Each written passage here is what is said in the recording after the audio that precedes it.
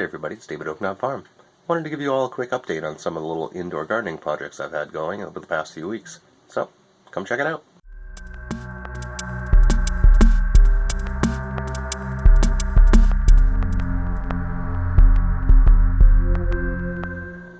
Using some advice from my friend Jeff over at Ripe Tomato Farms, I've now surrounded this whole grow area with emergency blankets. These are those, typical emergency blankets. These ones are, if I recall correctly, 54 by 84 or 52 by 84, something along those lines. So in the back I have some hanging vertically on the back and the side to kind of encapsulate this little area down here too. And on top I've got it all the way around, and this in the front is hanging horizontally. So all told here I'm just using 4 blankets. I got a 10-pack for $9, so less than $1 a piece. So this is like $3.75 worth of goodies. Because my ceiling is still unfinished, I was able to just clamp it up and kind of staple it on and those kind of things. So nice way to retain a little extra light that was leaking out all over the place. So thanks again to Jeff for just making me think of this. Alright, inside you can see we're having some good success with some of our Green Dream sprouts. I have some empty cells, like for example our lavender didn't sprout at all, and our thyme kinda didn't like it when I enclosed this space and made it brighter and hotter. The thyme kind of wilted and it wasn't happy, it got shocked. So I've reseeded everything that's all the empty cells.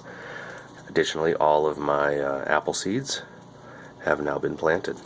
So as you can see, I need to give them a good water at the moment. But yeah, 60 apple seeds ready to go. Okay, and as I said, I've enclosed all this so it's gotten much brighter in there and retaining a lot more light.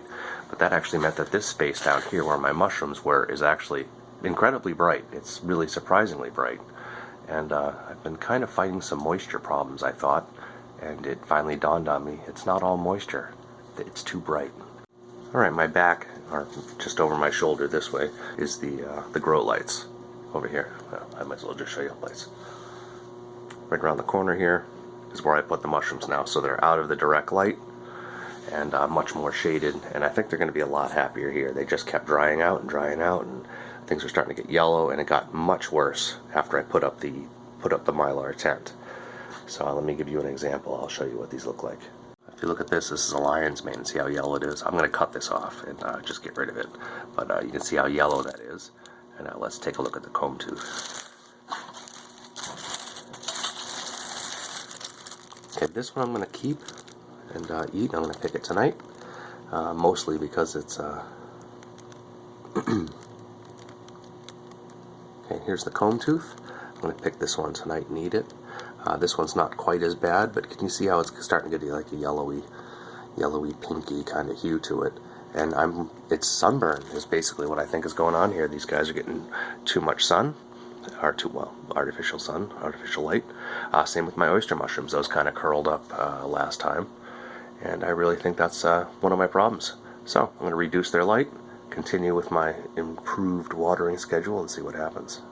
Well, I'm really happy with how the Mylar blankets are working out. They're reflecting quite a bit of light. I mean, I've seen this tip before, and I just never did it until Jeff just kind of reminded me of it, and I said, you know what? Let me buy a couple of cheap emergency blankets to see how that goes. And you know what? It's worked great. It's unfortunately made so much light that it almost killed my mushrooms. So, lesson learned, but great tip.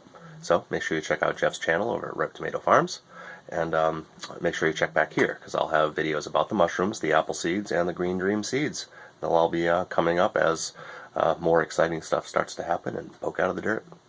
So I'll see you guys soon, and thanks for watching. If you haven't already done so, I'd love it if you'd subscribe, and please hit the notification bell so you find out when all of these upcoming videos debut.